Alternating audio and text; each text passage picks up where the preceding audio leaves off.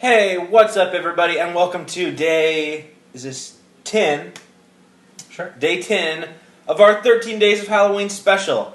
If you've been watching so far, we've been watching some of our favorite scary movies, a few we haven't seen before, and been talking about them. I haven't seen before. True. And today we're talking about a new one. We're talking about Creepshow. This is one neither of us had seen before. And we wanted to have it on the list because we wanted to have something by Stephen King. Being idiots, we forgot that The Mist was also by Stephen King. But hey, he's a horror icon, so we got a double helping. And to be fair, Frank Darabont, that's more of a Frank Darabont movie, I think. Than it is Stephen King. I mean, Stephen King credited as a writer besides based on novel. Yeah. I think Stephen King is actually credited as a writer for it. Oh yeah, Creepshow. I mean, he's in Creepshow. Yeah. He's in one of the segments. So, I mean, he's obviously much more heavily involved in Creepshow. So, this is a little bit more Stephen King, although it's very pulpy for Stephen King. Yeah. But let's talk about Creepshow. Dylan, what did you think about the movie Creepshow? Creepshow was pretty good. I think we found a really good quality version of it, so it looked pretty good. Wasn't in the style I was expecting. I was kind of expecting it to be a little bit more gruesome, but it was very much like we talked about watching. It's very goosebumpy. Yeah. Like, it's kind of kid-friendly in a way. Right away, I was actually gonna. There was a point where I was gonna say, if anybody out there is a parent, show this to your kids until we got to the crate story. And there's a part where a guy gets his throat ripped out, and I was like, maybe wait for your kids to be, a little bit older. It's like a more mature, gorier Goosebumps. Yes. But right away when it started, and it's like a dad being mean to his kid, and the kid's like, I'm going to get you, Dad. And he looks out his window, and there's this spooky ghost. I was like, this is Goosebumps. Yeah. Straight up, this is Goosebumps. And pretty much... The animation was done pretty well, too, actually. It was, the movie held up really well. I really liked it. I really liked Creepshow. It's not the best movie ever. But I think if you haven't seen Creepshow, we'll get spoilers in a minute, but just in case you haven't seen it and you're watching this, if you're looking for a good movie to watch with friends this Halloween, just have some people over, have kind of a casual movie, not something that's going to be super scary, just something that you can kind of put on and joke around with your friends on. I think Creepshow is the perfect movie for that. It is a great Halloween, just fun movie. Is Creepshow 2 supposed to be better or worse? Oh, I have no idea. Because I kind of want to watch Creepshow too. I kind of want to see more. Let us know in the comments, guys. I don't want to look it up. You let me know. But I really enjoyed it. Me too. It's an anthology film, in case anybody didn't know. So it is several short stories. Kind of the premise is this kid has this comic book called Creepshow, and basically we're seeing all of the comic strips come to life. Mm-hmm. And the movie, and I wasn't sure how I felt about this. To be honest, the movie has a very specific style, being based on these comic books. Which, just to clarify, the movie is not based on an actual comic. There's not a Creepshow comic before the movie. I think there was released around the same time, for sales. But it's not like Stephen King wrote a comic series and then made a movie based on it. It wasn't like that. He wrote the movie first. I'm sure they did make comics and stuff later. But because it is meant to be like this comic book coming to life, there is very comic style illustrations. The video parts will fade in and out of still images, pictures, comic book pictures that are actually drawn for the movie. There's parts where backgrounds of, especially when people are seeing something really terrifying, the background will get all flashy and vibrant and non-realistic, almost like a comic book. And also occasionally, and this is I was okay with those. I actually liked all that stuff. And the lighting would dramatically shift. It would be normal lighting. It would be harsh, red and blue. I thought that stuff was cool and visually striking. The only time is that things would happen, I'd be like, that's kind of lame for a movie to do. I get you're doing this is a comic book, but they had page turn transitions. Yeah. The bottom of the screen would peel a page, and I was like, this is a movie. I get it. You're going for this is comic booky. Sure. But having a page turn on a movie is kind of lame, and I think that's even something that people have joked about before. I know I've definitely joked about that. I don't think it was my original joke. I think I heard it somewhere else. But I know because people always complain oh, this isn't like the book, and the response is yeah, I mean you don't want it like the book. It's not like the fucking pages are turning on the screen. Right. And this movie actually did that. So it's one of those things too. Is this is before a lot of stuff like that was true. So yeah, one of those things where I don't know if anybody really tried it. So they probably thought they had something really cool going on there. This is probably maybe the first time anybody did that. I was gonna say that, but I'm talking on my ass. Yeah, I don't know for sure. I just can't imagine a movie that would have done that before this. Yeah. So again, it's kind of the thing don't shoot the person through the train, but still, that is lame. Yeah. But that was the only kind of big complaint I had with the I editing didn't like the style opening of panel Silent shot of the very first one though, where it's like her car going and like different things. You know what I'm saying? It was like her car going on the road doing that. Yeah, I forgot about that. That was kind of weird. Yeah, that kind of turned me off right at the beginning. There's a couple parts, and this doesn't happen very often, luckily, but it does happen pretty early in the movie where like it will go like split screen, and sometimes even more than split screen, like panels, like a comic book panel, and you'll have like here's whatever, and they're kind of like coinciding. That's a little weird, and it kind of pulls me out of it. It doesn't make me go like, oh yeah, comic book. It makes me be like, all right, let's get this out of the way.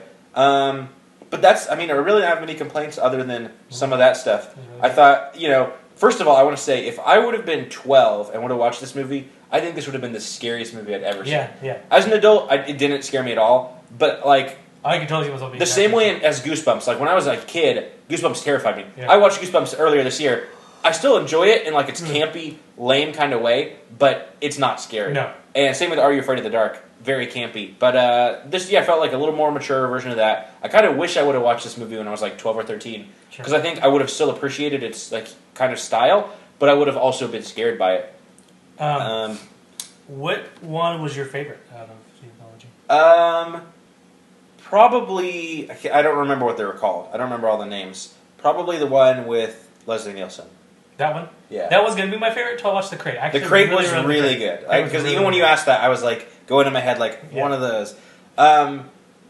Yeah, I really liked The Crate. Definitely between those two. The one I didn't like, and it was weird that I thought that they did this one last, was the cockroach one. Yeah, cockroach one's like, whatever. It dragged on. Like, I think if that would have been like a shorter segment, kind of in the middle, that would have been fine. But it was the last one of the movie, aside from like the kid doing the voodoo doll, which is just a brief like close to it. It's the last part of this comic book thing, and it's just kind of like... Well, because it followed up the Leslie Nielsen and... It followed up The Crate. That's what I'm saying. I'm just saying. It followed up that, the two those best two ones. best ones. Yeah. Like, you should have had that one thrown in after the grass one or whatever.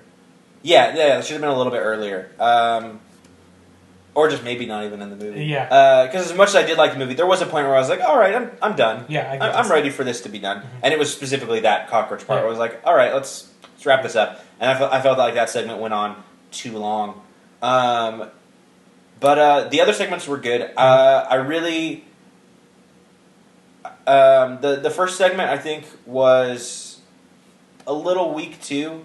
Yeah. I was hoping Ed Harris was in there a little bit longer. Yeah. I love Ed Harris. I'm a huge Ed Harris fan. I know this was before he was big, so it makes sense that he gets killed super early. By the way, we're in spoiler territory now, if you didn't notice. But he kind of just gets killed in like this really lame way, and it's like, oh man. That's the one that sucked about that first sketch is I think that first sketch had a lot of good build to it. Yeah. Like, it could have gone somewhere cool, but it kind of really doesn't. Yeah. I mean, there's all this drama built up about her hating her father and feeling guilty, but then that, spoilers again, that she dies right away. Yeah. Not a whole lot. It doesn't really seem to go anywhere. Yeah. Again, I think if I would have been younger, that would have terrified me. Yeah. Like, the look of the zombie, to me now, is like, all right, good makeup, but that doesn't do anything for me. But as a kid, I was like, man, that would have scared the shit out of me.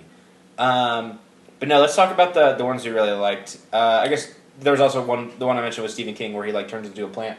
I didn't think that one was bad. No. It did go on a little too long. It did. I understand why. I mean, if you're editing a Stephen King movie, you're not going to cut Stephen King's parts down. Right. So I get why that kept going and going, but it did go on for too long. But I really liked the Leslie Nielsen one, and I thought he actually did a good job as a villain.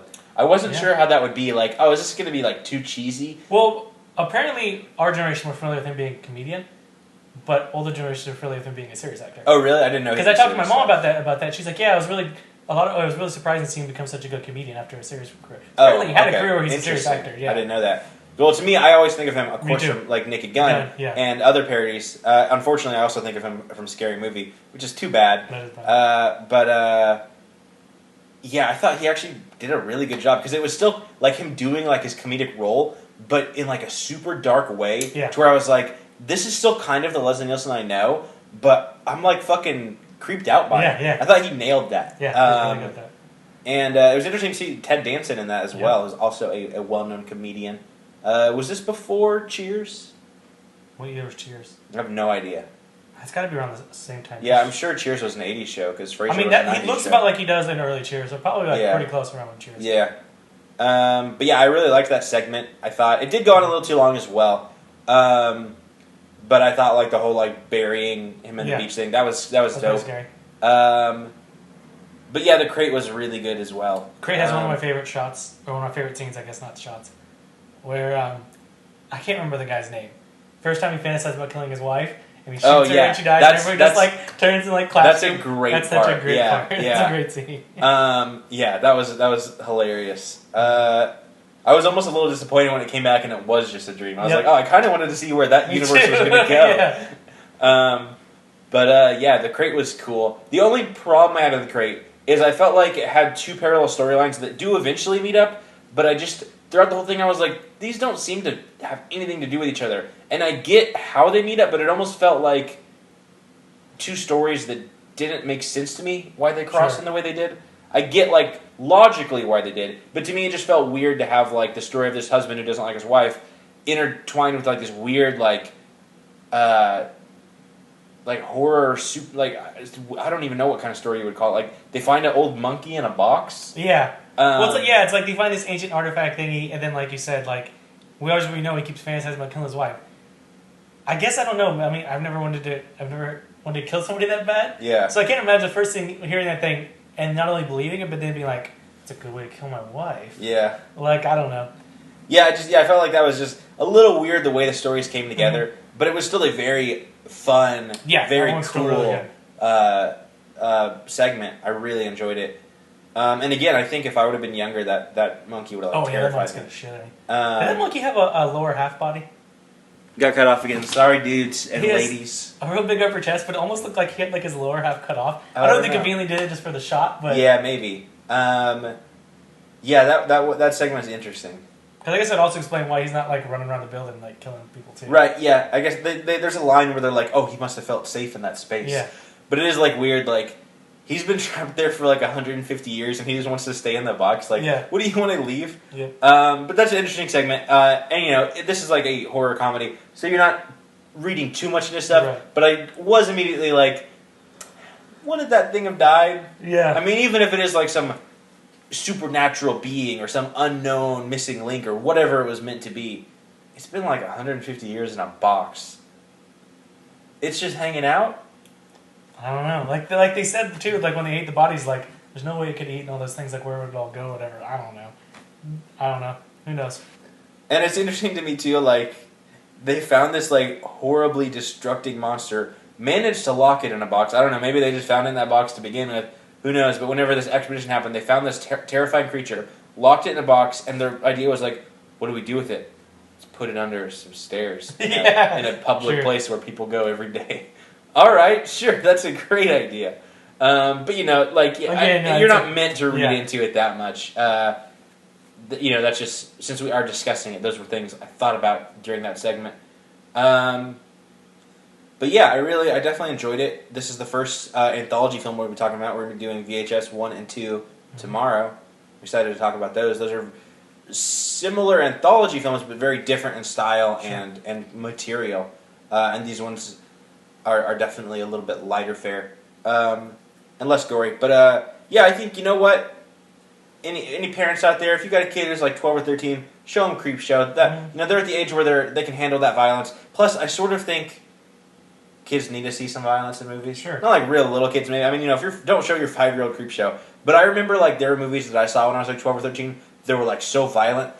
In a way that kind of fucked me up, but in a way that like established something for me. It was like, seeing stuff like that like makes you like appreciate that more, and also readies you for it in future films. Right. I think some violence in films is definitely necessary. I remember when I was young, I watched the first Terminator. I was probably like 12 or 13. And spoilers for the beginning of fucking Terminator. There's a part where he punches like through a guy's chest. Oh yeah. Just punches like all the way through it. And as a kid, it was like very gory. As a kid, I was like, oh my god. And like that imagery stuck with me for so long. But like that, I don't know. Show this movie to your kids if you got kids. Yeah.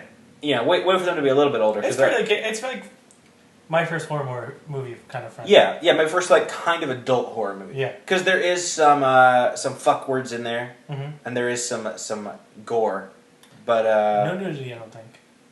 I don't remember any nudity. So you're good. Show them this movie. Parents out there, that's our recommendation from two guys who are about 25 and don't want kids at all. Show this movie to your kids. Do it. Anyways, anything else to say about Creepshow? No, I think we covered it. I didn't know this movie was directed by George Romero when we started. Yeah. I was surprised to see that. Yeah, this is kind of what we just kind of randomly picked out of a hat in a way. Yeah. And I really glad we did. I really liked it. Yeah. It's interesting though, because like I remember talking about like, oh, should we do like any Romero like zombie flicks? Yeah. Because those are classic horror movies, but I'm not a big fan of zombie movies. There's a few exceptions, and I just feel like those aren't good like Halloween. Right. movies. Actually, I think that's how we stumbled upon it because we talked about seeing Romero, so I was looking at it on the list. Oh, okay. And I think that's yeah, how because it's you're the like- one that picked Creepshow. Because Yeah. I didn't know that that was connected at all. But yeah, there wasn't really any like trivia I saw in this movie that was interesting to me. So yeah, I guess we'll close it out. Again, join us tomorrow for VHS 1 and 2. Mm-hmm. If you haven't seen those movies, check them out. We'll talk about them tomorrow. We're going to be doing both. So, again, heads up. If you've only seen one of them, maybe check out the other before you watch that discussion. And with that, we're going to leave for today. And goodbye. See you tomorrow.